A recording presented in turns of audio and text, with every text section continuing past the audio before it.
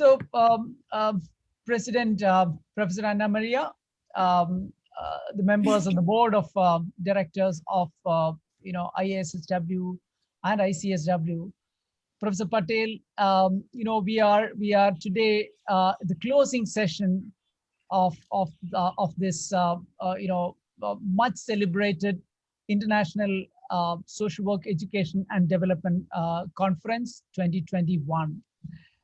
The conference spanned across 4 months, held across 10 days, and it has brought in a large number of social work educators and development practitioners on one platform. It was somewhere it was unimaginable that we would be able to have this conference in such a successful way. But we have been very successfully conducted this. Along with me, Professor Tiong Tan, co-chair of this conference. We would like to welcome all of you to this the final leg of this conference and the much awaited Katherine Kendall Memorial Award lecture. I welcome all the participants, presenters, and colleagues across all continents. And it gives me immense pleasure and satisfaction to invite to this closing session of this conference. And it has been a great learning, celebration of our solidarity, sharing of our collective concern and shared concern for a better world tomorrow through social work and social development engagements. Today, I invite all of you to the Katherine Kendall Memorial Award lecture by the awardee of the year, Professor Leila Patel, Professor of Social Development Studies and South African Research in Welfare and Social Development, Center for Social Development in Africa, University of Johannesburg, whose lecture today will be on social work and social development responses to the COVID-19 pandemic, lessons from the global South. This is a great opportunity for listen to Professor Patel. I request Professor Anna Maria to say a few words about the award to the audience before we move on with the presentation. Thank you for joining, and a most welcome to all of you. Professor Anna Maria. Okay, thank you very much, Shajan. Welcome, everybody. I think that all of you will know about Katherine Kendall and the work, very strong and important work she has done serving as a voluntary secretary from 1954 to 1972 and Secretary General of IA from 1971 to 1978. But Katherine has always worked in a very committed way to try to develop social work at international level. I remember until the death in 2010, she was active in the IA and also in the conference in the South Africa 2008, she sent a wonderful speech, also if it was online. So I think that the award that has been introduced in 1992 to honor the IA past President Katherine Kendall has been an important step to acknowledge a significant contribution to the development of social work education at the international level. So this is a way to remember Katherine Kendall and also to influence the future colleagues to continue their engagement in developing international social work. So thank you, and please go on with the presentation of this lecture. Thank you, Anna Maria. It is my pleasure now to introduce the chairperson and moderator for today's session. Professor Gidraph Wairire is the chair of the awards committee, oversaw the Katherine Kendall Award. And so I thought it was very appropriate Professor Gidraph be chair. And he was the past president of the African Association of Social Work Educators. So it is a great pleasure to welcome Gidraph, Professor Leila. Very well. Thank you so much, colleagues.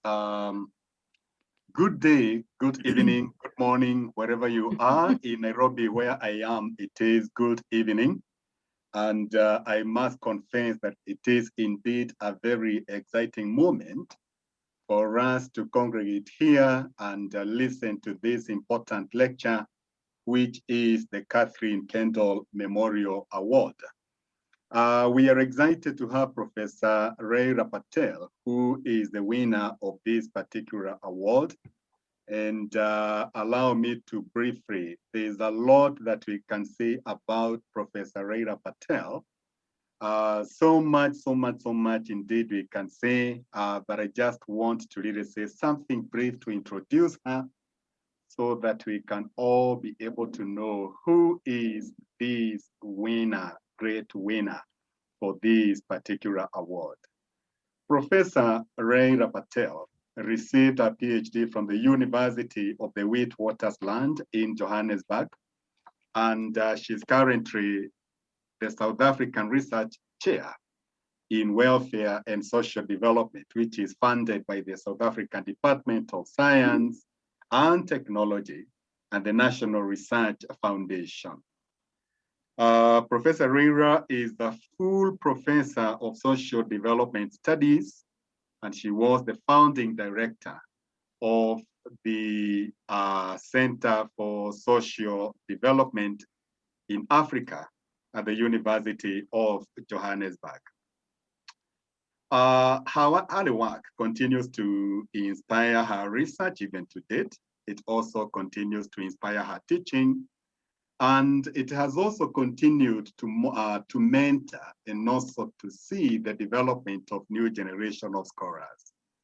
The nexus between theory and praxis defines the essence of her intellectual work over more than 2.5 decades. Much of her work has contributed to shifting the social work curriculum in South Africa in order to train social work practitioners to address welfare challenges using the developmental welfare approach. As such, she has authored subsequent book on social welfare and social development in South Africa. And this is a book that was published in the year 2005 by Oxford University Press. In it, she set out the theory and practice of developmental welfare. And this book has been used as a core text in social work teaching in the country since, and I believe that it's not just limited to South Africa. It's a very tangible book being used even in other regions outside South Africa. Now, apart from this work has coincided with other scholarly work in the very same field, as well as the search for alternatives in the global south to reduce poverty, to build human capabilities, and the active engagement of communities along with the state and markets in social development. The social development approach to social welfare is recognized internationally as an alternative to residue and institutional approaches to social welfare. It has inspired the design of innovative social assistance programs in Southern and Eastern Africa and other developing contexts, such as China, where the said book continues to be used in social work education across different universities, including Peking University, Shanghai, Jiatong University, and also the Chinese Youth University of Political Science in Beijing. Professor Leila's social development approach has been instrumental to the curriculums of all South African universities and is a prescribed reading in many courses across the 17 universities in South Africa that have a social work program. At the University of Johannesburg in particular, social development based on Professor Leila Patel's work underpins the current programs that are taught there. There's so much that we can say about her, but if we are to go to some of her publications, we need to reckon that her published work includes different books. She has more than 57 journal articles. She has more than 26 book chapters, more than 33 technical research reports and monographs, many of which are basically oriented to social work practice, policy thinking, and innovation in social development intervention. She regularly co-authors publications with students and also with colleagues, and her also early career researchers with whom she collaborates with. And this she does in her commitment to build academic capacity in the field of social development. And at this point in time, I can say that she did mentor me in this, because I remember that we once did a journal, a themed journal, which she was actually the editor. And I can actually say that I'm a beneficiary of some of the people that she has mentored, not just in South Africa, but even outside South Africa itself. She has edited 5 special issues of local and international journals. She serves on the editorial board of Development Southern Africa and the Human Sciences Research Council Press.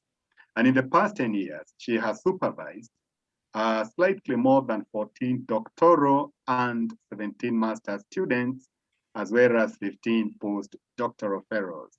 She was also the editor of the Southern African Journal of Social Work and Social Development for many years.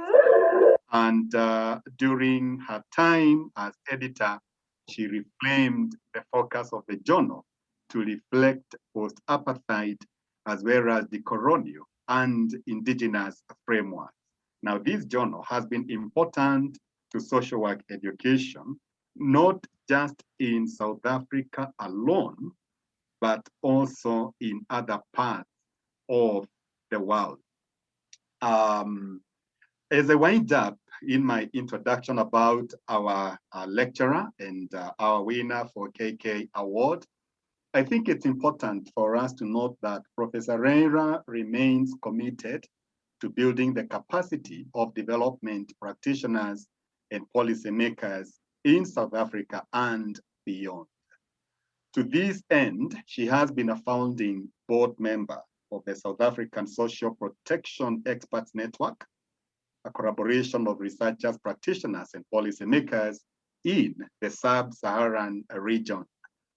And in her role here, she guides, and she has been very instrumental in facilitating different conference engagements. She has presented keynote addresses at various workshops. She has also been a regular contributor to the Harvard Ministerial Leadership Program, which brings together high-level policymakers from various countries in Africa to shape development policy thinking. She has also run several policy roundtables in Southern Africa that focus on building the capacity of policymakers to apply developmental welfare and social development thinking to critical challenges that include unemployment and family well-being. With these few remarks, good people, allow me to now welcome Professor Leila Patel to give us and to share the Katherine Kendall Award lecture. Thereafter, should there be comments, should there be questions, maybe clarifications that you wish to have, will you be happy to have them addressed at the end of her presentation? We want to request that we give a time to do the presentation up to the end. Note the questions that you may have. The chat box will also be open just in case, and this will help us to be able to move on very well. Thank you so very much. We also want to request all of us to mute ourselves so that we can give our presenter the maximum time that she needs for this guest lecture. Thank you so much. Welcome, Professor Leila Patel. Thank you, Gidraph. And thank you to the ISSW for those very generous remarks. So let me begin then. I think there's a bit of a, we've lost me, but the PowerPoint presentation is up on the screen now, and I will then commence. I think we need to start it from the beginning. Okay, I can't start the slideshow, but I will leave it as it is there then for the moment. So let me not with any further ado continue. And thank you very much, Gidraph, for those generous remarks. I am deeply honored to deliver the Katherine Kendall Memorial Award Lecture to commemorate her pioneering and inspiring work in promoting international social work and international social work education. We acknowledge her foresight and reimagination of social work as a force for social good around the world. I also thank the IASSW for this enormous recognition. I wish to accept this award in solidarity with the social workers of my home country and around the world who work tirelessly with limited resources and who are faced with enormous social challenges to make a difference in people's lives. We remember our colleagues and their families who lost loved ones and those who succumbed to the coronavirus. We are entering the second year of the COVID-19 pandemic. It has changed how we live, socialize, enjoy leisure time, worship, work, and learn. This pandemic triggered one of the largest economic downturns since the Great Depression, and has been, like the Great Depression, a time of untold human suffering. The Great Depression is also marked in history as an event that triggered the exponential growth of macro social and economic policies to respond to crises. It provided the impetus for the social work profession to take off. It prompted the rise of social security, crisis-related social policies, and employment policies. Many of these social policies were institutionalized to varying degrees in entitlements that we still enjoy today. The continuing search for solutions to promote social and economic justice, better human well-being outcomes, and more equitable and stable societies are global imperatives encapsulated in the Sustainable Development Goals. These challenges have now multiplied and deepened due to the crisis presented by the COVID-19 pandemic. It has not only reversed significant human development gains in income, education, and longevity, it has also deepened social, economic, and gender inequalities that coincide with racial and spatial divides. Moreover, multidimensional poverty increased as livelihoods were lost and service delivery challenges grew. We have seen rising rates of child and adult hunger and food insecurity and associated social challenges, increased levels of violence against women and children, excuse me, due to lockdowns and social distancing policies, and compromised mental health and psychosocial well-being. Let me see if I could get the slides started, but in full view, it doesn't seem to happen. So I'll leave it as it is. Is that okay? All right. The COVID-19 crisis is more than a health crisis.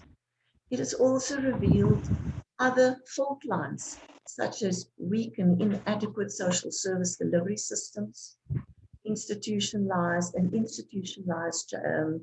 challenges. As I've said elsewhere, the poverty and inequality fault lines are unlikely to be redrawn or removed if new and innovative evidence-based solutions are not found to respond to these interlocking challenges. In this lecture, I draw largely on the available secondary sources of published and grey literature on social protection and responses to the pandemic that is being collated internationally. Limited data exists on social work services, which suggests a gap in documenting these responses. I attempt to answer two questions in this lecture. The first is, what might we learn from social policy and social development responses in the Global South to mitigate the impact of the pandemic and to help COVID-19 recovery? Second, what kind of social work is needed to achieve the SDGs, which continue to be the best way forward to respond to the pandemic's developmental impacts? I conclude with a few pointers for transforming social work education that might be relevant in both the global North and South. I seem to have lost you. Hello? Still, yeah. Okay, thank you. We can hear you. Okay, thank you. The slides are now up. Maybe you could tell Agnes which slide you're on? Yes, I think the slide should move back now. I'm moving to the first, the second slide, social development and the rise of social protection. Slide 2, no, just slide 2, please. Can you go back to the beginning? Yes, that's good, thank you. So I'm going to the second slide, which is social development and the rise of social protection. Could we stay with that slide? Thanks. So my lens is essentially, maybe I need to go back because there was a break. So the second point I wanted to focus on was what kind of social work is needed to achieve the SDGs, which continue to be the best way forward to respond to the pandemic's developmental impacts. And I want to conclude with a few pointers for transforming social work education that might be relevant to both the global South and the North. So the next slide is social development and the rise of social protection. And here I would like to focus on, just step back a little bit to share with you where we've come from. So my lens is a Southern one, largely because of where I am located and because the social development approach and related social protection policies that have come to be the bedrock of government responses to the pandemic originated organically in development contexts in the latter part of the 1990s. The exponential growth of social protection policies to reduce poverty, vulnerability, and inequality served to reset development thinking and action internationally.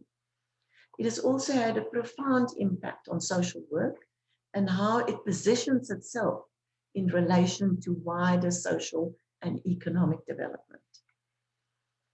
By 2018, over 140 countries implemented a diversity of social protection policies, with close to 50 new programs initiated in Africa since the new millennium.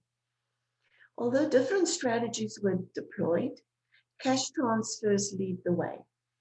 Some authors, such as Lutz Lestring, labeled this as a revolution from below, one that has arguably had the most far-reaching positive impacts and that addressed the structural causes of poverty and inequality and reduced vulnerability of particular groups of people who were left behind.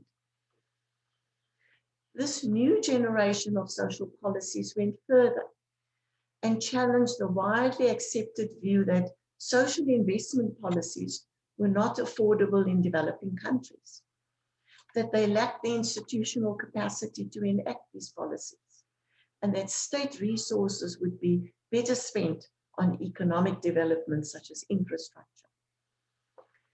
Advocates of social protection in the global South argued that social policies of this kind had positive social and economic multiplier effects.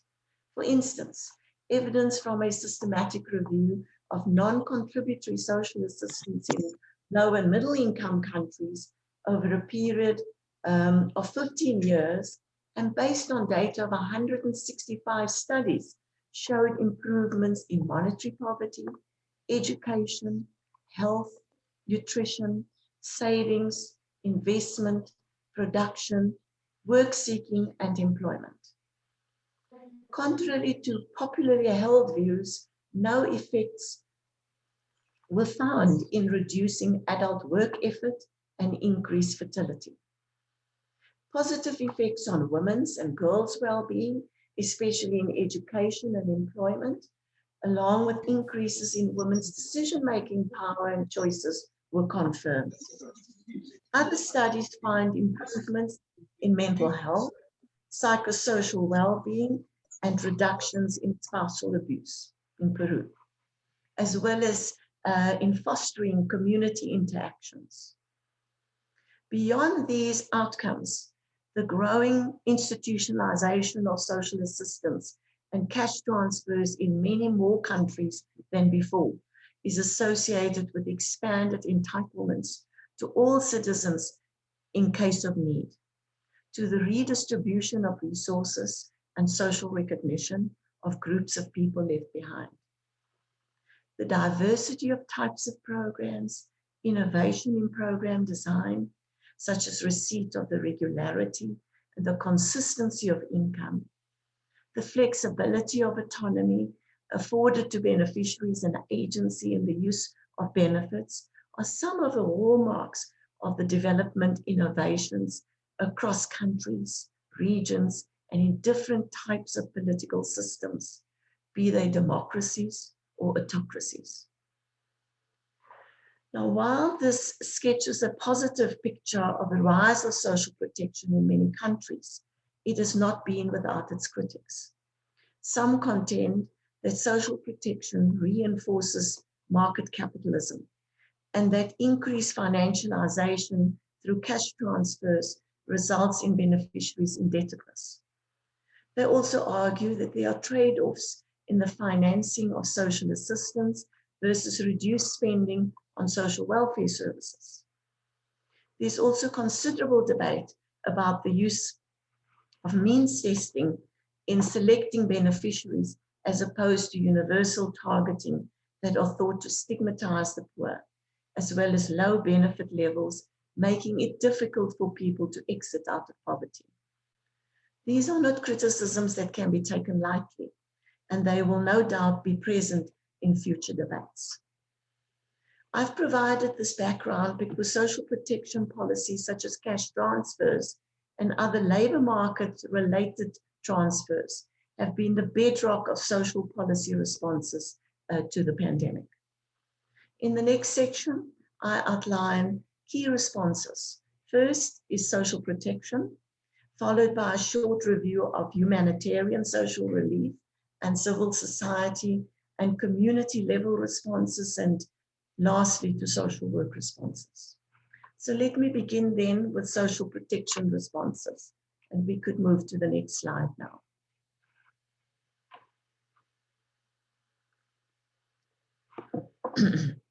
Excuse me. All countries were driven by the need to respond rapidly with limited time to prepare as the coronavirus spread and as country after country declared national states of disaster and national lockdowns. These policies significantly curtailed human freedoms. Other imperatives included identifying populations who were most likely to be negatively impacted by the loss of livelihoods, income, and the need to implement social or physical distancing and health systems responses. Questions that were asked include how those in need may be identified, as well as what types of interventions were needed, who should receive it, and what should the coverage levels be, and for how long this should last. Consideration had to be given to what would be most cost-effective as well as how accountability might be ensured. And some thought was also needed to be given to the potential long-term implications. What emerged were largely adaptive responses that built on existing social protection systems, with some countries increasing benefit levels, it's referred to as vertical expansions, and in other instances, new beneficiaries were added to existing programs, horizontal expansions that's referred to, and new programs were identified and established. Ugo Gentilini and his colleagues at the World Bank and UNICEF collated the first real-time review of country measures to respond to COVID-19 in developing countries throughout 2020. And I draw on the latest findings, which was at the end of 2020 in December. And this shows, firstly, country-level responses increased significantly, with 1,414 social protection policies planned and implemented in 215 countries. Could I have the next slide, please?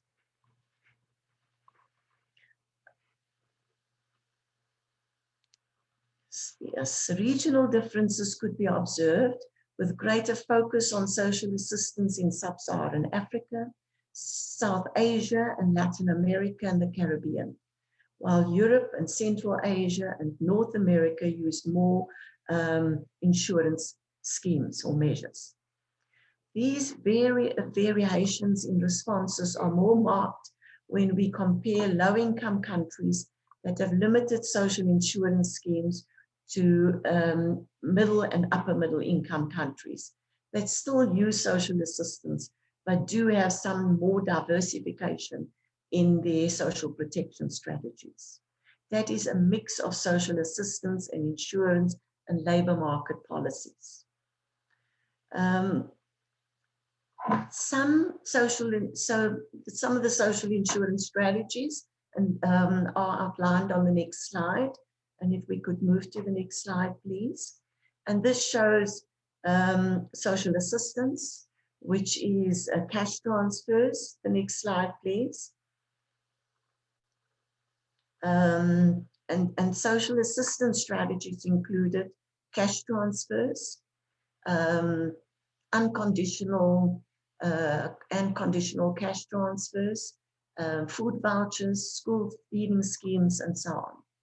Insurance programs, which included paid unemployment, sick benefits, and so on, including subsidy waivers during the pandemic.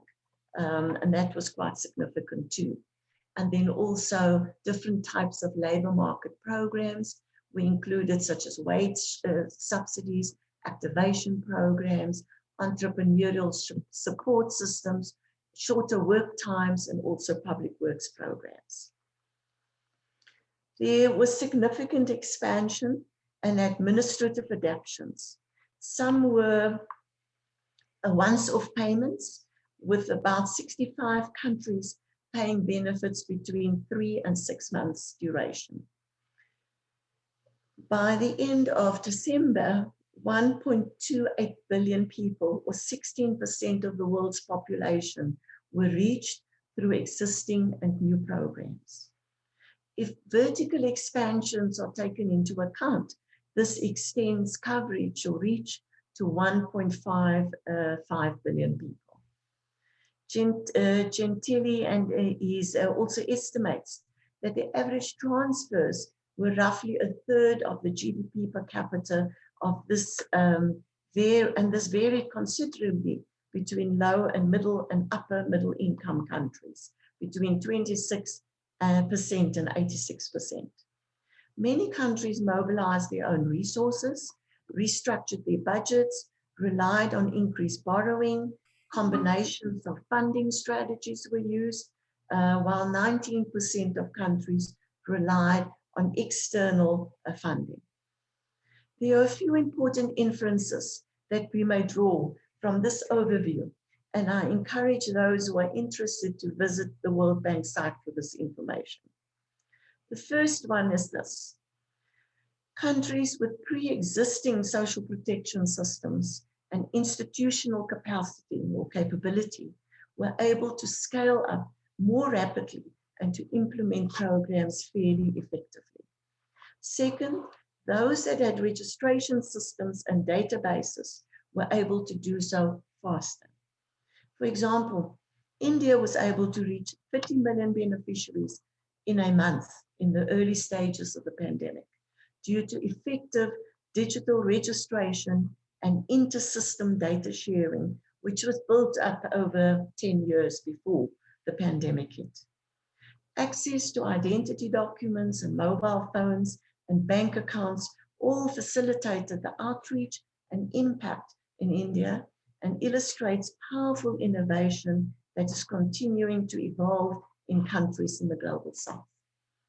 Third, low-income countries had limited resources and were more reliant on external resources to fund social protection, while middle and upper middle income countries had little more fiscal space or leverage to do so.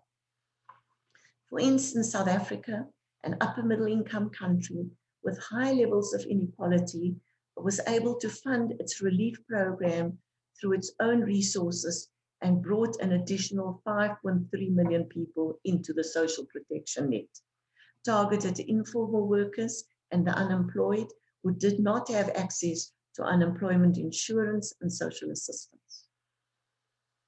By and large, most countries relied on access to unemployment insurance and social assistance, and also on domestic sources of funding.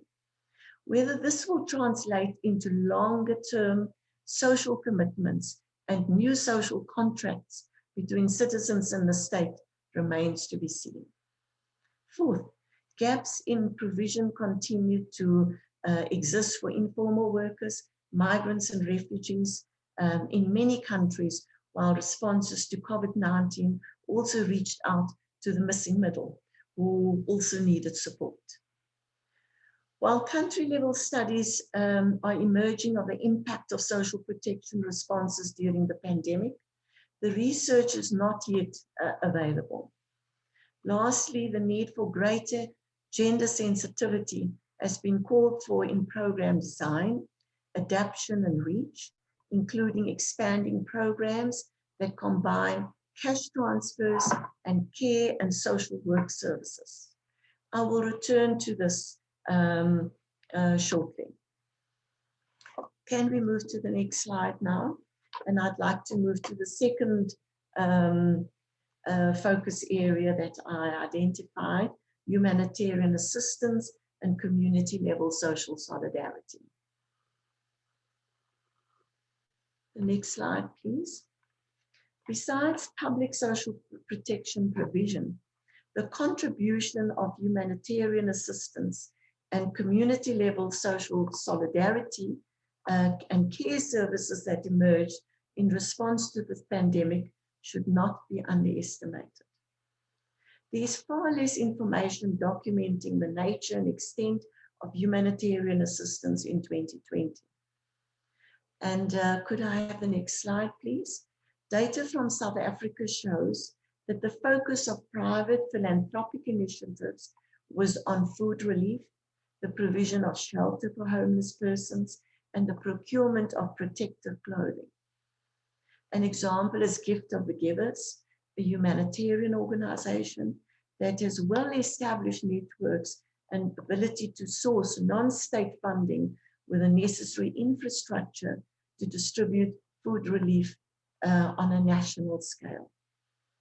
They worked with local community leaders to identify those in need. NGOs and faith-based organizations acted as either direct channels of food relief or as intermediaries for government, humanitarian, and private foundations. In the hard lockdown in April 2020, 1 million food parcels were distributed to 5 million beneficiaries by 6 non-governmental and humanitarian organizations. These initiatives filled vital gaps in social provision in the early stages of lockdown in South Africa.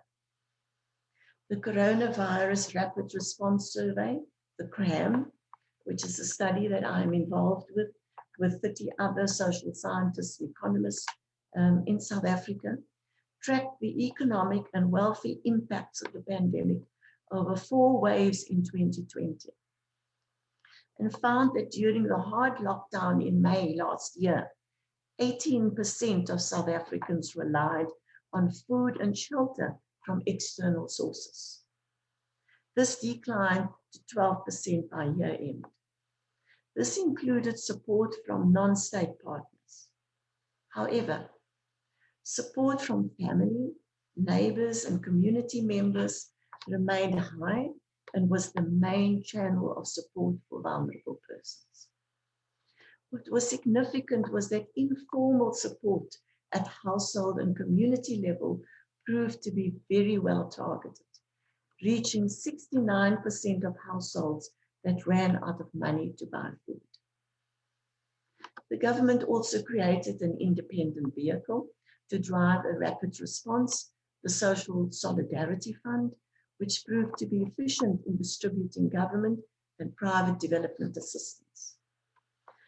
The lesson learned from this experience was the effectiveness of these informal systems of support and by civil society organizations in responding to the crisis. But these programs were also mired in allegations of corruption, as was the case in the distribution of social protection during the pandemic, which is under investigation. Bottom-up community social solidarity initiatives have not been adequately documented, but played a critical role in some countries to fill the holes in the safety net. These are age-old indigenous and resilience building systems that should not go unnoticed. I'd like to move now to social work responses. To the next slide, please. So turning then to social work responses to the pandemic. Here too, the evidence remains sparse. 2 special issues of journals published in 2010 are worth noting. International Social Work, which is the journal of the ISWED, and the International Journal of Community and Social Development. These journals turned around several, the articles rather, turned around several thematic areas, with one recurring theme relating to deepening poverty and inequality and increased vulnerability of particular groups of people such as children, women, young girls, migrants, informal workers, and not forgetting the youth. Poorer households were disproportionately affected by social distancing policies and unequal access to basic services and living in cramped and overcrowded spaces. Lessons learned for social work focused on preparedness for future disasters, for greater community and social development level responses as well. Many more articles are being published, I noticed, and will be published this year and in time to come. I also drew on existing qualitative research that my colleagues and I at the Center for Social Development in Africa are involved with. And I'd like to focus on 3 themes that are obvious, but nevertheless important as we think about future responses to the pandemic. So the first is the impact of lockdowns and social distancing policies on frontline social workers. We've heard a lot about health workers.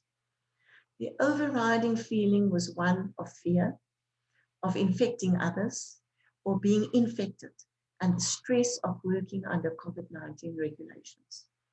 This is what some of the social workers said. We are not free and comfortable because we don't know whether the next persons that you're sitting next to or offering a service to has COVID. Maybe we need some sort of psychological support, said a social worker from Zimbabwe.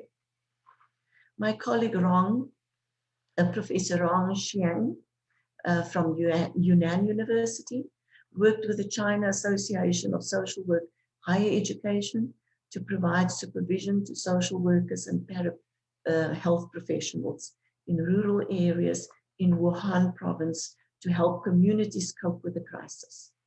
She said that, and I quote, social workers had been undergoing much stress on several fronts. They were overburdened. They could not attend to their own family needs while needing to respond to meet the needs of the community. They expressed unspeakable fear of an unknown disease with unknown magnitude of threat to their own health. This suggests that supervision and support for frontline social workers is a critical need. A second theme that I would like to I've identified is the impact of lockdown on service delivery. In the initial stages of lockdowns, social workers reported closure of services at a time when vulnerable individuals and groups needed it the most, such as care services for the elderly, child protection, gender-based violence, and mental health services. It took some time for services to restart and for agencies to find new strategies to respond to needs. It also had an impact on service use, even though demand was high, and this was due to either fear, uncertainty, or the interruption of transport services. The social workers who spoke about the lack of preparedness of agencies to respond to the new situation. The restrictions compromised responsiveness of agencies, service usage, and the quality of service provision in many countries.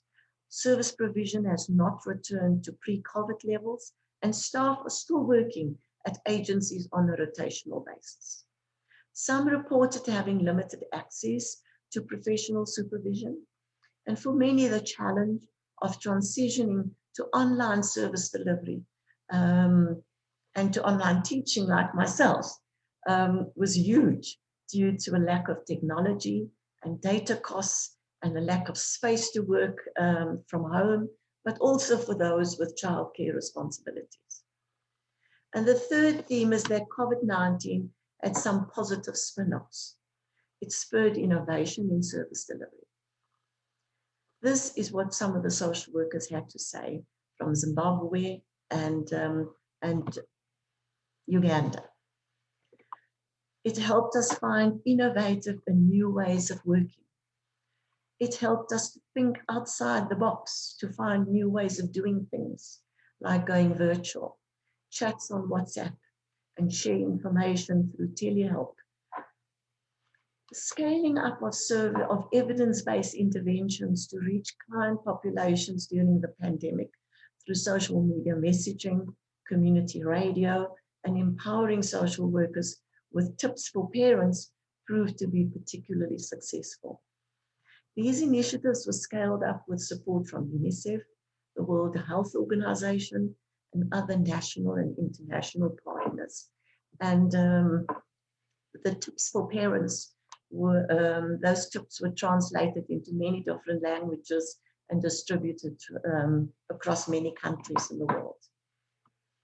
So responsiveness then to future pandemics would need to take account of the needs of frontline workers, ensure greater preparedness of social service agencies to be responsive in health pandemics and disasters.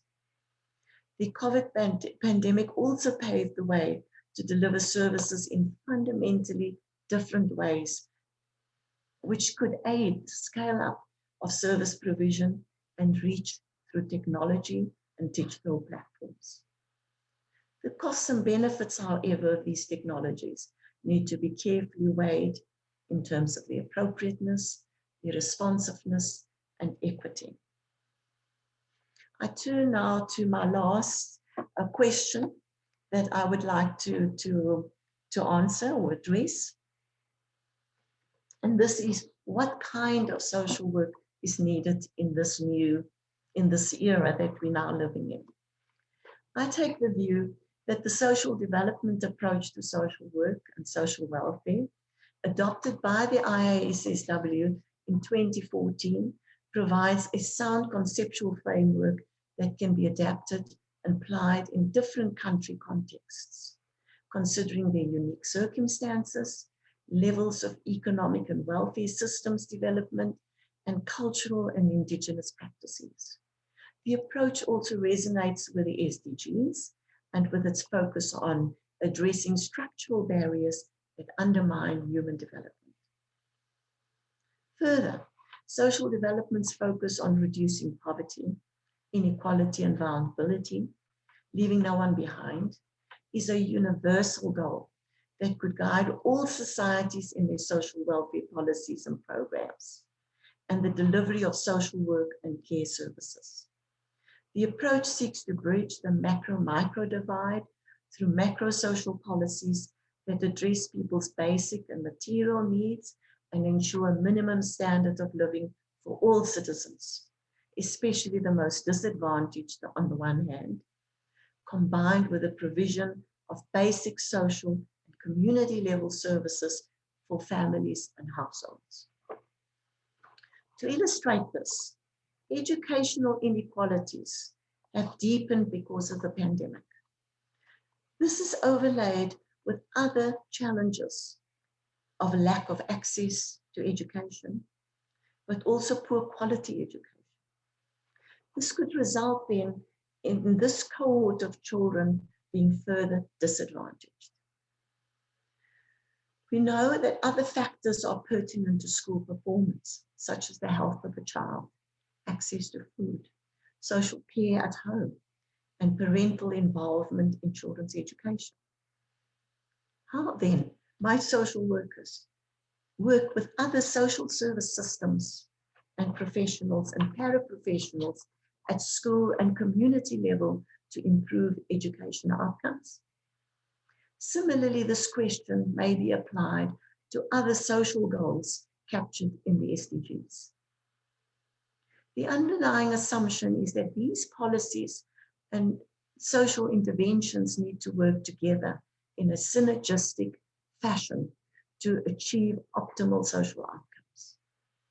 This is one of the defining ideas of social development theory.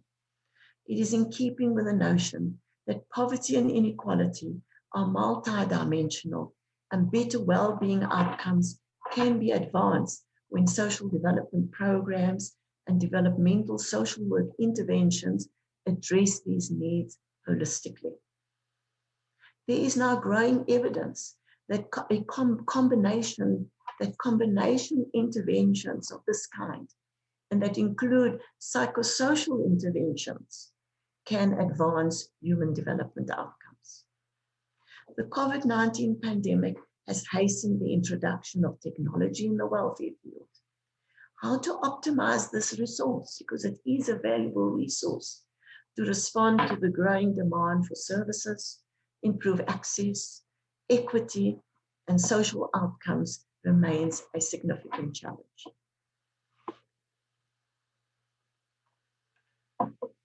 In conclusion, in this lecture, I provided an overview of social development strategies and social work responses to mitigate the human costs of the COVID-19 pandemic.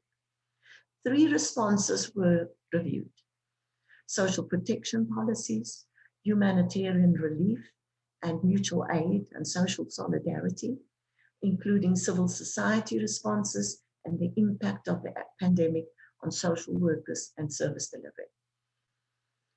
The findings show that there was an exponential expansion of social protection policies in all countries. While government provision was expansive, other non-state social arrangements were crucial to the response, although gaps in coverage remain. How to build on these successes and progressively expand coverage for all citizens while meeting the needs of the most disadvantaged remains a challenge.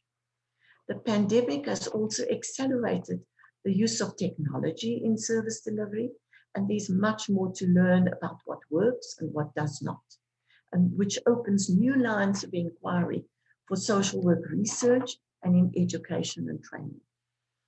Lastly, I argued that the expansion of social protection in developing countries prior to the pandemic provided the foundation for country-level responses. While social work services are better integrated with social protection in some countries, such as Brazil, Mexico, and Chile, it is imperative that there be a better articulation between social assistance and labor market strategies and social insurance on the one hand, and social services and social work services to address the multidimensionality of human needs and improve social outcomes. These are significant challenges for social work education programs in the future. In closing, the long and protracted nature of this pandemic has reminded us how fragile our world is and of uncertainty of our future. Not only will the lessons learned aid our search for solutions, but they might also provide levers to help us think about how to regain lost human ground in human development. Reflect on what, what we learned to reset our own agenda as a profession. I am of the view that the social development approach and the SDGs provide a sound platform for post-COVID recovery to build societal resilience and responsiveness to future pandemics and environmental and economic crises, while not losing sight of social work's transformative mission and vision for a more just world. I thank you.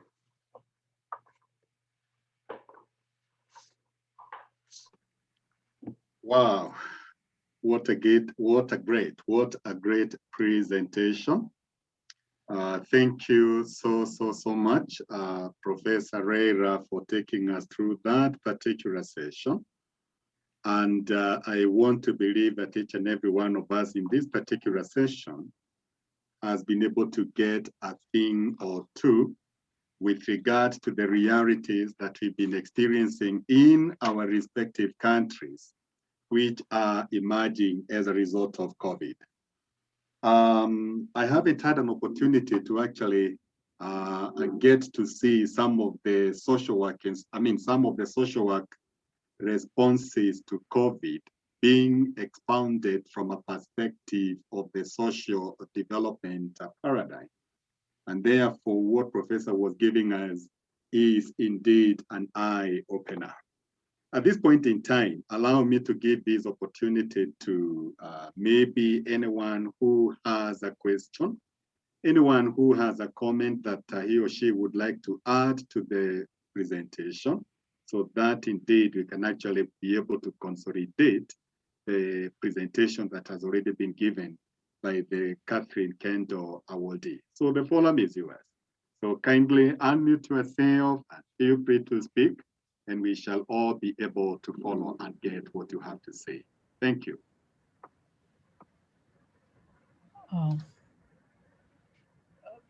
Professor Gidraph, may I ask a short question? Okay, let's just a minute. Please, when we come to respond, we would sincerely appreciate if we follow this format. Introduce yourself in terms of your name, the country where you come from, and the university, and then you raise the question. Thank you.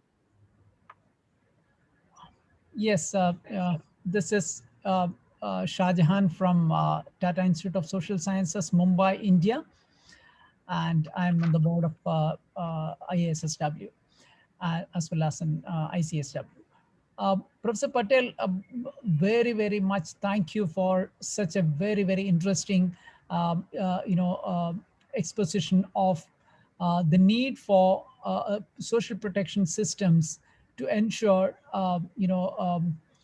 safety, security, and whatever SDGs which we are talking about, to ensure that we leave no one behind. My specific intervention is about you mentioned about the digital inclusion and as a very important tool for addressing the concerns of the poor and the marginalized, and you cited example of Indian situation. One of the things which I just quickly wanted to highlight is that, when India has more than 90% of the workforce in the informal sector with no or very, very little social protection, lack of database of these migrant workers have got really exposed. When a day before the lockdown was announced in India, when in the parliament, it was admitted by the government that we do not have reliable database on migrant workers.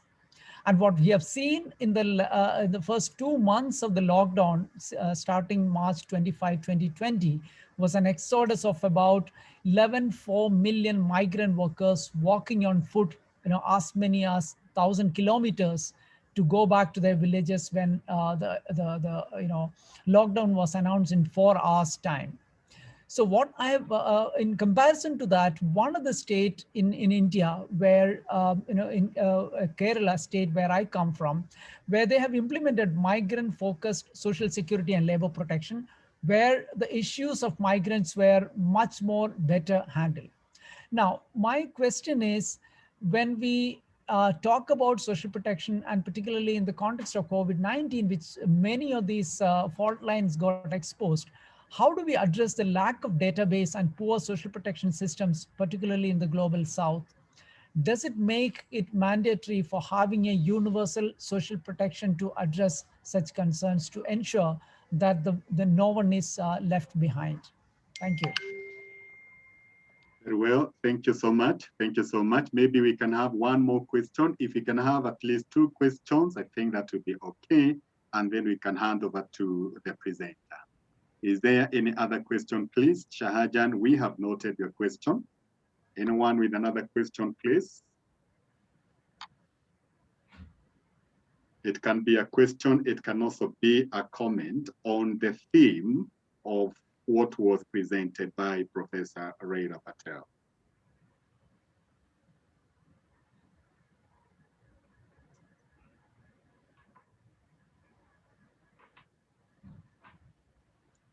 Okay, probably as we give people more time to reflect on this, maybe we can pass it on now to Professor. I guess you've noted and heard the question that was raised by Shahajan. And I think his question is basically focusing on the issue of migrant workers in India. And he went on even to give a specific example of what is happening in the state of Kerala, where he has raised the issue of non-reliable database for migrant workers. And this is something that emerged when the country came to experience the lockdown. So the question that he raises, if I got him right, is how do we address the lack of reliable database to deal with the ramifications and the outcomes that are associated with ravages of COVID-19 from a social protection perspective? I think that is exactly what he raised. So over to you, Professor Leila. I don't think I've got the answer of how to develop these databases. I think India has certainly been an excellent example from which we could learn. And I cited that example. Obviously, in a country with such a vast population, the coverage and all this, it's very small, the reach. And the challenge of enrolling people in these databases raises many other questions. Brazil, for example, has also got, inter kind of system databases. So I think that there is a piece of work to be done and further learning about this, as well as what does it mean from a confidentiality point of view? Will people be fearful that their data be shared? So I think there's another big kind of area of work besides the practicality of enrolling people. But what we do see is that when you do have these systems, you are able to reach people in times of crisis like this. And maybe that's all I can say about the question at the moment. Okay, thank you. I think Shahajan would also like to maybe comment on that a little bit. Is that exactly what Shahajan? Can I please give you this opportunity?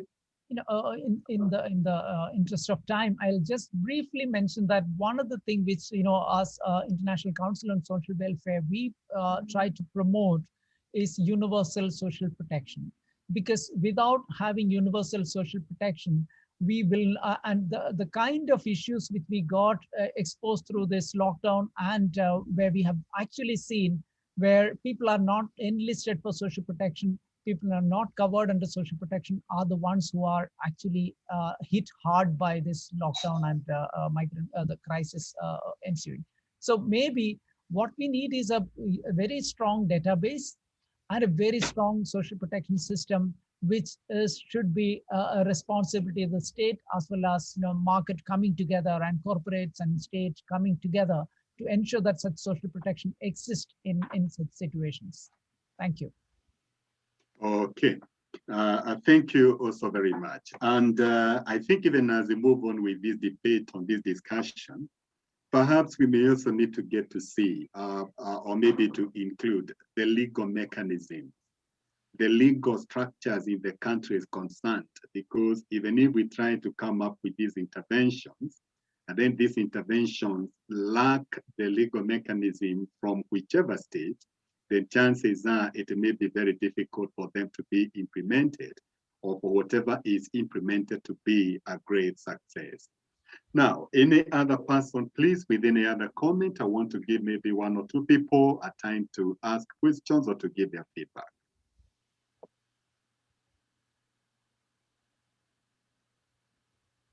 And I can also specify that feel free to also write your question in the chat box down there. This helps in making sure that the question is clearly understood by all participants. Feel free to also write your question. But the best thing is raise it up, and then we can notice and we can be able to follow. Thank you.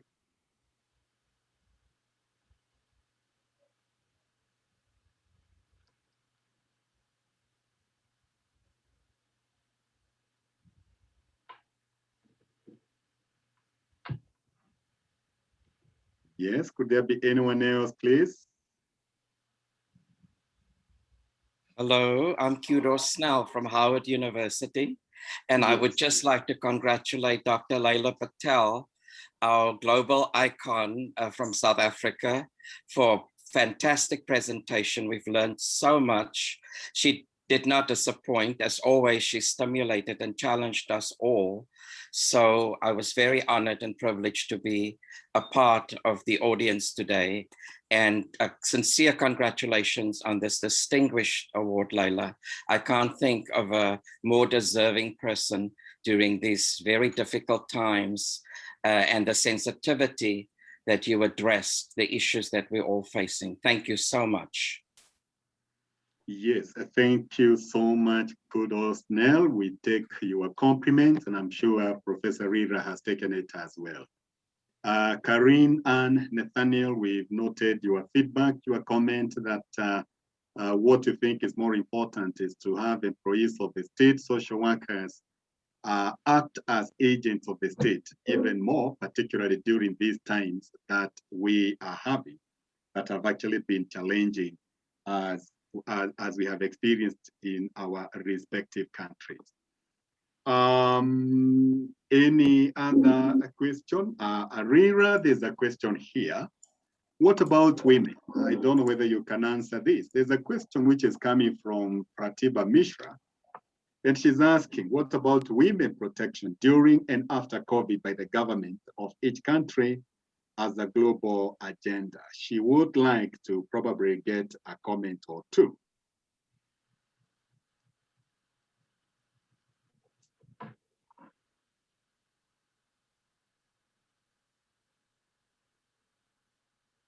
Okay. Do you want to take more comments, and then I can just comment at the end, if that is okay? Okay. Well, I think we may have noted that there was just a question that was coming in about, I think the participant was more specific to women protection during and after COVID by the government of each country. So what she wanted to know is, could there be probably any specific view based on what you present that you have touching on that you like to really comment on? Okay, thank you. I think what we've seen, I tried to address this in the lecture to draw attention to the way existing programs are designed so that they are more gender sensitive, and there's a lot written about that and many case studies from around the world. Also how some social protection programs target women, who view women mainly as conduits for promoting child well-being. And so the case has been made in different countries, or some countries, for a more for a gender neutral approach to eligibility for benefits. We do see that in countries where we have a gender neutral approach, such as in South Africa and Brazil. The benefits for child and family support doesn't go, for example, to women only. It is mostly women who are the caregivers of children, and so there's a huge debate around that. Should we have a separate social protection system or policies for women only? There's a huge debate as to whether that should happen and what are the advantages and disadvantages of it. Some argue that you should mainstream gender sensitivity into existing programs, whereas others might make a case for separate interventions. Some programs are designed particularly where women are disadvantaged in particular countries, where sociocultural norms work against women's wider participation in society. And so in those contexts, that sort of argument has been mooted, but the chances that it will happen there is maybe slim. So there's a huge, I think, advocacy and evidence-based work also, because I think what I was trying to show is the importance of having the evidence, because we can have a good idea, but can that idea work? And can it work in which countries would it work? Because some programs are also very country and context specific, if I may put it that way. Okay, thank you so very much, Rira. And I do know for sure that there are so many questions and feedback and comments. Unfortunately, time cannot allow us to really move on, but we nonetheless appreciate the rich presentation that you've done. And it has also revealed, quite a number of dynamics that are emerging as a result of the pandemic that has affected us in the global south in different ways. Of course, the issue of the challenges where you talked about allegations of corruption, it's so sad it's happening. It happened in South Africa.